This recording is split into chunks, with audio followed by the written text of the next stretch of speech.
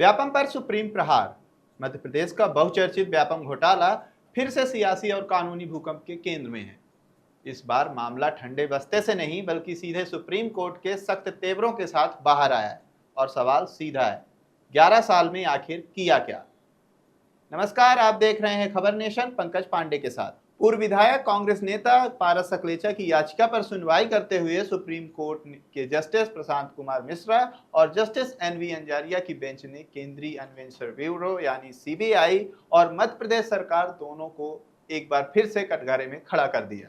320 पन्नों की शिकायत जिसमें पुख्ता दस्तावेज बताए गए, उस पर अब तक क्या कार्रवाई हुई, इसका पूरा हिसाब एफिडेविट में मांगा गया है। अगली सुनवाई 16 अप्रैल 2026 को तय की गई है, लेकिन मामले की पृष्ठभूमि और भी चुभने वाली है। मध्य प्रदेश उच्च न्यायालय ने 2024 में पारस सकलेचा की याचिका यह कहकर खारिज कर दी थी कि सकलेचा प्रभावित पक्ष नहीं है, लेकिन सुप्रीम कोर्ट ने इस तर्क को खारिज करते हुए साफ कर दिया कि भ्रष्टाचार के खिलाफ आवाज उठाने वाला भी न्याय की लड़ाई में वैध पक्ष है।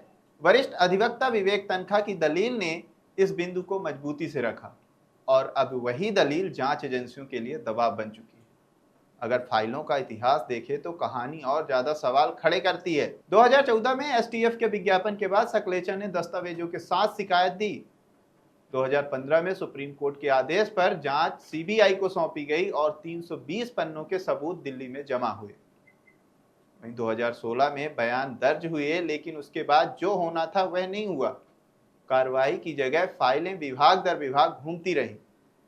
2017 से 22 तक जांच की रफ्तार सुस्त ही नहीं, लगभग ठहरी रही।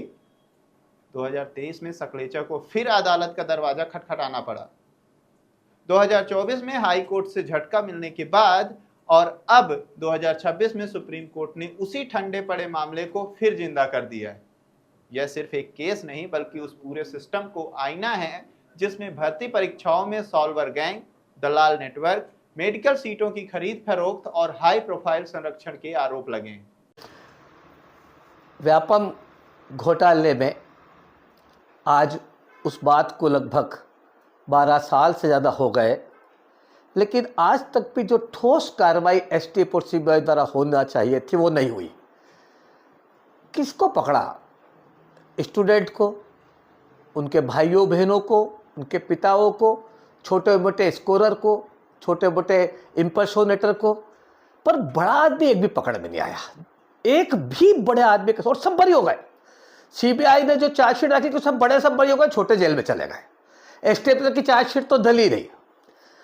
हमने 2014 में 120 पेज की शिकायत 300 दस्तावेज के साथ की कि आप इन लोगों से पूछताछ करें जो बड़े लोग हैं। हमने उनके प्रमाण दिए कि इन सारे बड़े लोगों की लिस्ट है 25 लोगों की, आप उनसे पूछताछ तो करें कि 2009 में जब व्यापम घोटाला एक छोटे स्तर पे था, जहां 15 से 20 लोग पकड़ाए थे, वे उसमें शामिल थे, उसी घोटाले में 2013 में जब पूरा प्रकरण बना तो 350 लोग कैसे हो गए?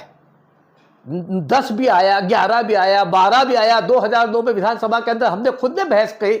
मुख्यमंत्री ने कहा कि हम इस घोटाले पे नोटिस इशू कर रहे हैं, और नोटिस इशू किया, उसके बाद भी बढ़ गई बात।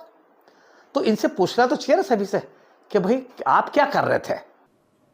सबसे बड़ा साया उन 40 से ज्यादा संदिग्ध मौतों का है जिन्होंने इस घोटाले को सिर्फ भ्रष्टाचार नहीं बल्कि रहस्य और भय का मामला बना दिया। अब सवाल सीधा है, क्या 11 साल से दबा सच सामने आएगा या फिर एक बार फिर जांच जारी है का पुराना बहाना सामने रख दिया जाए? ऐसे ही नए अपडेट के साथ खबर नेशन से जुड़े रहें।